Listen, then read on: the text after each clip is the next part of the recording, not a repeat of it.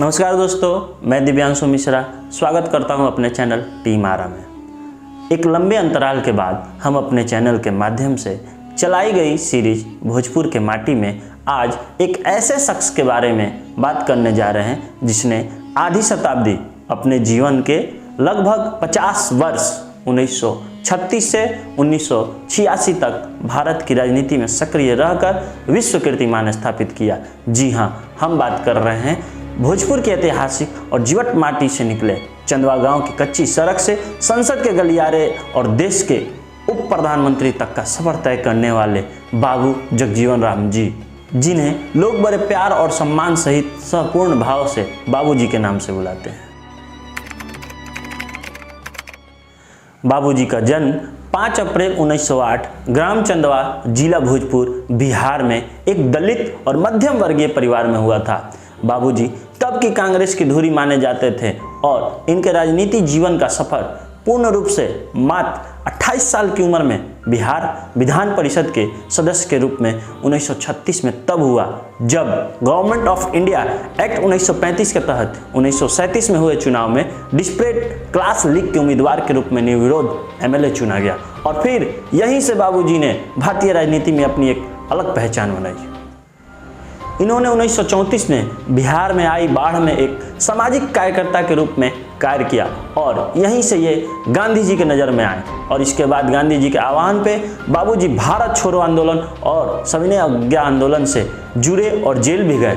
इनकी जीवटता का अनुमान इसी बात से लगाया जा सकता है जब अंग्रेजों के फूट डालो राज करो नीति के विरोध में पैसे और पद को ठुकरा के मंत्री पद तक को भी त्याग दिया था। बाबूजी की प्रारंभिक शिक्षा की अगर हम बात करें तो गांव और उच्च शिक्षा वर्ष 1920 में आरा स्थित अग्रवाल विद्यालय से आरंभ हुई।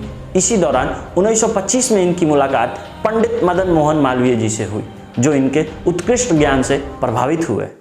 इन्हें बनारस आने का न्योता दिया और ये वहाँ से चले गए।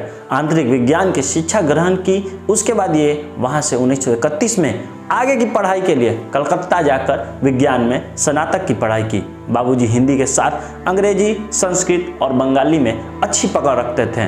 बाबूजी ने भारत की आज़ादी में अहम योगदान दिया और इसके फलस्वरूप बाबूजी को नेहरू जी की सरकार में श्रम मंत्रालय का भी पद मिला। इसके पश्चात सूचना मंत्री का भी पद इन्हें दिया गया। सूचना मंत्री बनने पे गांव में डाकघर की भी नींव इन्होंने रखी। फिर इन्हें रेल मंत्रालय दिए गए जिसमें इन्होंने रेलवे के विस्तार के लिए महत्वपूर्ण कार्य किए और इनके कार्यशैली का अंदाजा इससे ही लगा सकते हैं कि इनके कार्यकाल में रेलवे का किराया मात्र 5 साल में 1 रुपया भी नहीं बढ़ाया गया। बाबूजी ने कृषि मंत्री रहते हुए हरित क्रांति की नींव रखी और भारत को एक खाद्य आपूर्ति देश बनने की शुरुआत की। इसके बाद इन्हें इंदिरा जी के कार्यकाल में रक्षा मंत्रालय दिया गया और भारत पाक युद्ध के दौरान इनका अनूठा योगदान रहा।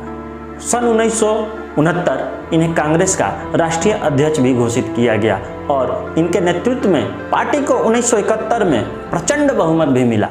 बाबूजी को दलित और पिछड़ा समाज का मुक्तिदाता भी कहा जाता है। इन्होंने 1979 में भारत के उपराष्ट्रपति के रूप में भी कार्यभार संभाला। खैर बात अलग है कि ये पद आपातकाल के बाद कांग्रेस से अलग होकर दूसरी पार्टी जनता पार्टी के साथ मिलकर यहाँ तक पहुँचे। फिर अंत में यहाँ भी मनमुटाव होने के बाद जनता पार्टी से अलग होकर अपनी नई पार्टी कांग्रेस जे 1980 में गठित की। अपने जीवन काल का अंतिम चुनाव 1984 में सासाराम से इन्होंने जीता। इनका जन्म भले भोजपुर में हुआ हो पर सासाराम का योगदान इनके राजनीतिक जीवन में अहम रहा है क्योंकि ये लगातार यहीं से निर्वाचित होते रहे हैं।